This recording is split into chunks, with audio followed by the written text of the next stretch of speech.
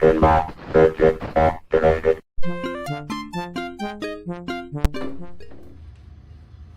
All right, we've reached priming. I was able to get that area of delamination fixed and bondoed and flat, I hope. There's a couple other little areas that I found that I fixed.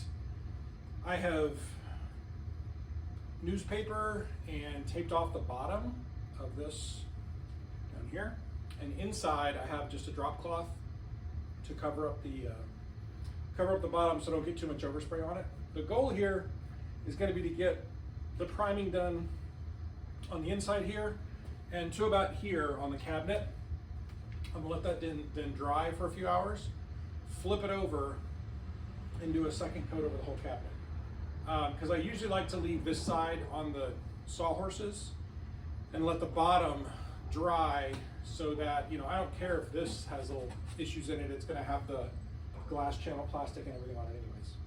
I'm using a Harbor Freight purple HVLP gun, and I have loaded it with Zinsser 123. That's in gray, that's my primer of choice at this point. I've used Kills before, Kills works fine. The only issue that I've had with Kills is number one, cleanup is not fun because it is oil-based. And I did have a delamination problem a couple of restores ago with Kills and the top coat. I don't know if that was oil-based versus water-based issue, or if it was the top coat because I was not using Clark & Kensington at that point, or what, but I just decided I wasn't going to use Kills anymore. And this Bullseye Zinsser 123 seems to work well for me, so take that for what it's worth. I've got my gun here set to spray at about 35 psi.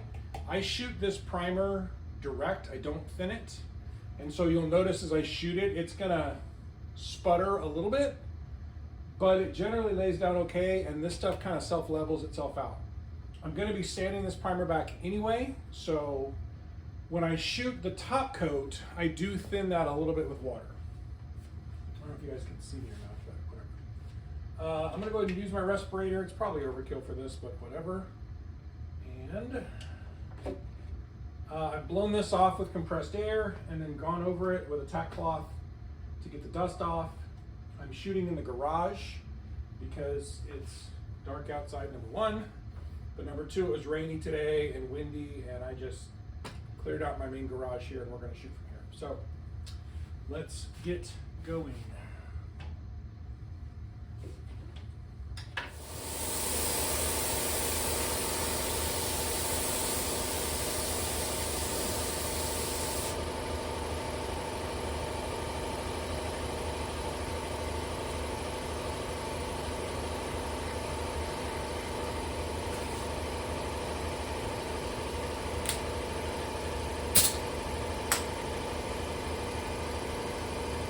Actually went pretty well. The only issue that I really had, you may have noticed, there wasn't as much volume of paint coming out for some reason. I set up that gun the way I normally set them up, and for some reason it just wasn't putting out the volume that I normally see or expect. So it did take me a little longer, and I had to kind of cone down the spray pattern a little bit more than I do, just so it wasn't, quite so thin going on. So that's first coat. It actually looks okay. One thing I'll tell you, if you've never restored a pinball machine before, when you put this first coat of primer on, you're gonna see everything that you missed or scuffed or whatever. And that's why you wanna use kind of a higher build primer like this so you can sand it back. That's gonna show you, there's a couple of areas that I saw, a couple of divots that I missed with filler. I'll fill those in, let this dry, come back tomorrow and sand it back, probably with 180 grit, and knock it back and get another good coat of primer on, and we should have a pretty good smooth surface. I'm actually pretty happy with how it came out considering what we started with. There is one spot here that is a bubble of delamination that I'm gonna have to decide if I wanna go do surgery on or not, because that's gonna be tough. And that's kind of what I dread with these, is getting one little bubble like this And you got to decide, is it worth it to go cut that out, refill, resand, repaint? I probably will, just because I found it now and I don't have base coat on it, so it's not that big of a deal to sand that area back, cut it out, fill it with Bondo, and then sand it back and then spray over it. So I'll probably have to fix that. But otherwise, all right, it's been about 45 minutes. Let's try to the touch. So I flipped it over on its top, and we're just going to get the bottom and do one more coat over the main cabinet.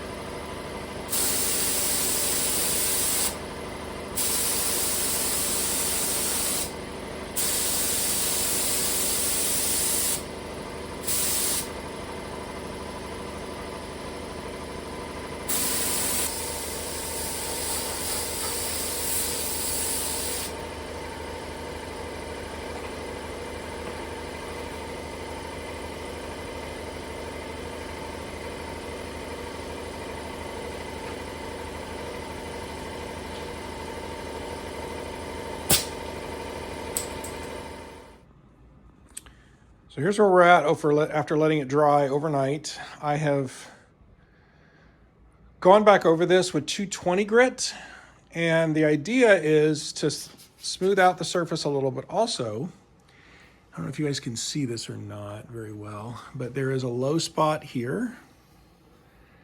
And really, the nice thing is when you sand this primer, it turns kind of a lighter gray, and it can show you the low spots. So you can kind of see it a little bit better that way, I guess. So I'm gonna put some more glaze in this area here and level that out better. And then we'll shoot another coat of primer on top. Otherwise, it actually, I think, looks pretty good overall. There's a little more work to be done here. You can see this is kind of a high spot, so it went down to the wood, and underneath it still has primer. So I'm probably gonna do one more round of glazing there, and then there's a ding there. You can't probably see that very well. That needs to be fixed. And then on this side, there's a little low spot here. That was one of the corners we filled. I'm not gonna worry about that too much because that's gonna be under a leg. So no one's gonna see it anyway. This side actually looks pretty good. Overall, there's not really too much issue here. I think we can get away with just priming this side one more time. So we'll do a little bit of repair on the front, a little bit more glazing here, and then the back you can see isn't too bad. Overall, I think I'm pretty happy with the back. I don't usually get too obsessive about the back. It is just the back after all. So that's where we're at. I'm gonna put some more glaze down. Quick little instructions on how to set up one of these purple Harbor Freight guns. So these are the purple ones. There's purple and green, I think. This one runs a 1.4 millimeter needle. The green one, I believe, is a 1.2 millimeter needle. So this one actually shoots primer better. I've shot with the green one and it's fine. It's actually a little better made. You don't have as many plastic components, but you do have to thin your paint more if you're gonna shoot with that green gun. So I use the purple one for most of my stuff. I run a pressure regulator on it. I have a pressure regulator on my compressor as well, but this gives me control right at the point where I'm shooting, so I don't have to walk back and forth as much, so that makes it easier. What I do is when I've got this fully depressed, I want to see about 30 to 35 PSI on this dial, okay? And it's going to be higher than that, obviously, with it not depressed, but about 30 to 35 is what I've found works well for water-based stuff. You can play with it and see. I also run a little moisture trap here, a little moisture filter. That may not be as important for water-based paints as it is for oil-based paints, but I run it anyway just for good measure. Just to show you the gun itself, is obviously your trigger. This is your fan adjustment. All the way back is widest and all the way forward is narrowest. I generally take it all the way back and then set it about in the middle right there. So as you can see that. That's about where I usually run.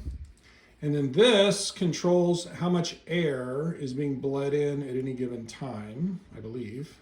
I believe this is your air mix, okay? So this one I don't mess with too much. I have it a few turns out. I haven't messed with this too much on my setup yet. Okay, so this is what comes with the gun, not this. I'll talk about that in a minute. So the way you set these up, you're gonna take your nozzle. Now these nozzles, you will see that I ground off one of the edges. That is because you either need to do that where you can get a, and I did this with my regular bench grinder, where you can get a crescent wrench on there to get this off, or you have to buy one of these, which is about $9, I think, on Amazon. That's what it is right there. You can see pack tool. Or the green ones, the green guns come with a cheap tool that bends over time, which is kind of annoying, which is why I bought this. So you screw this in, okay? Now, if you have one of these or the little tool that comes with the green ones, it fits. If you can see right there where I've ground that off, there's actually a little lip there. So it only fits these narrow ones. And you don't need to go crazy with it, just finger tighten, okay? Now, I depress the trigger, and if you look in there, you probably can't see it, but when you get one of these, you'll see there's a little hole that this needle has to go through. So you got to kind of play with it and get the hole right. And then what you can do is take your needle and go straight in. Well, as I say that, come on.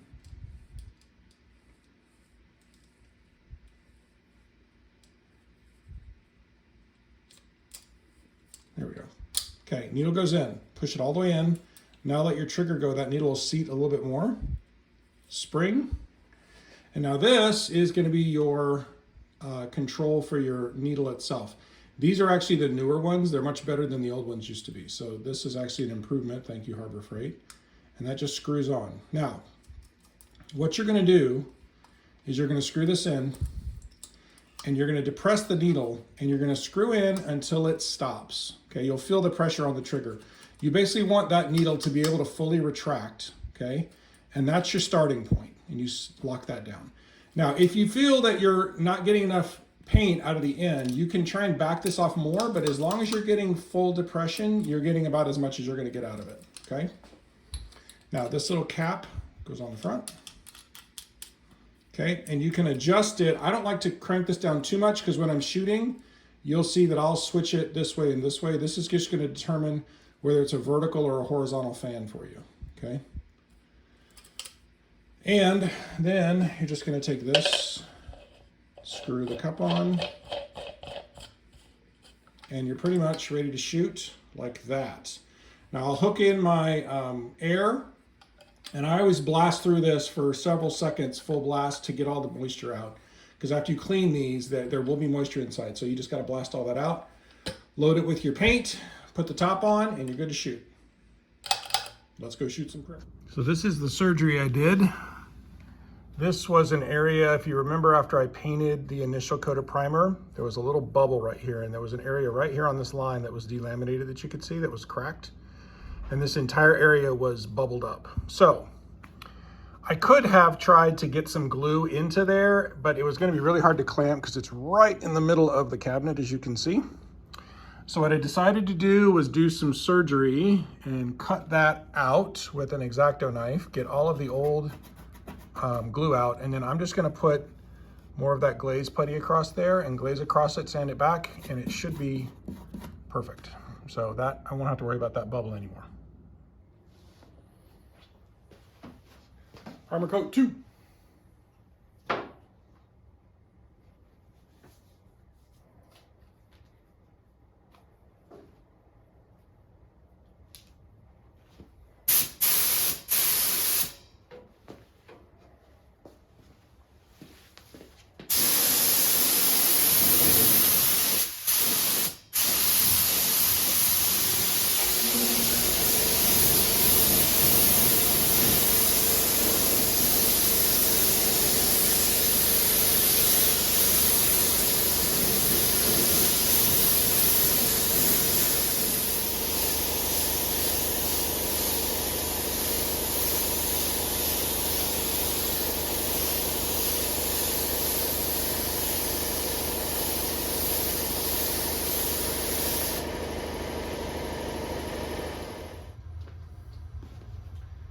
So that went on really nicely. All the areas that I was concerned about are now better.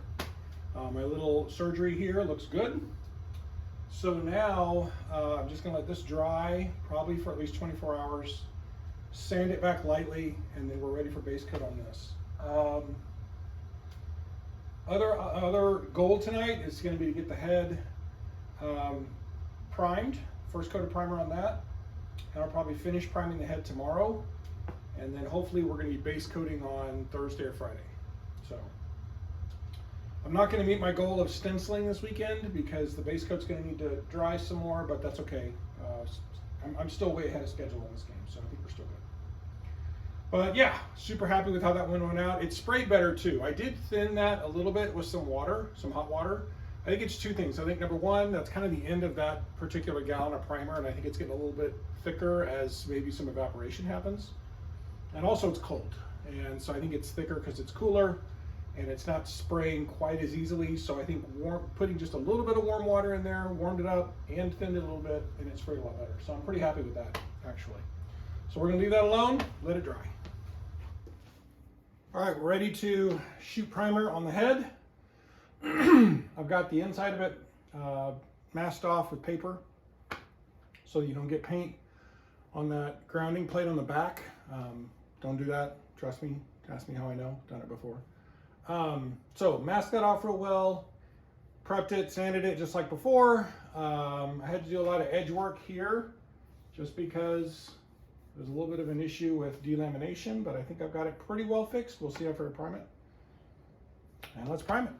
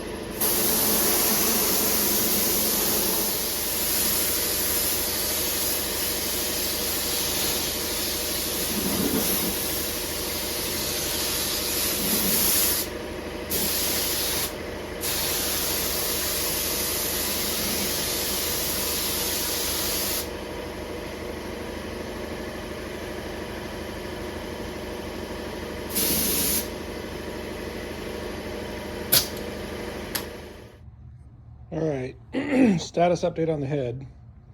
So one thing I don't like about Williams that I wish they would have done better is the front face of all of these heads is just cut plywood. So it tends to form voids and cracks and all kinds of things over time. So what I've done is go through and filled in all of those little cracks and things you can see with filler. And I've sanded it all back. I've given this whole head a hit with the 220, blown it off, and now we should be ready to go ahead and spray our final coat of primer. And then we should be ready to shoot color on this tomorrow with any luck. So shoot primer. Here we go after priming. Now this is wet, so it's going to be a little bit more of a sheen, but you can see got a nice surface on the sides, and the front here is looking way better. It's not perfect. There's one, where is it? There was one little spot of tiny bit of delamination somewhere, but I can't even find it now. And then here, you probably can't see this as well, but you can see there's a good sheen and surface here. Now again, this will be flat. When it dries, it's a flat primer. But my point is that this is a good flat surface now to paint base coat on. So I'm pretty happy with that, considering where we started. And we're gonna let this dry overnight and shoot base coat tomorrow. So this is the consistency of paint that I'm looking for. I've thinned this down. If you can see that. Oh, let's see. There you go. So this is about 10% thinned. And you just get it to where, I mean, I don't want it, for smaller airbrushing, like really small things, I'll get it down to like the consistency of milk. This is obviously thicker than that, but I don't want it too thick because it's going to clog the nozzle. So we're going to try this and see how this consistency goes.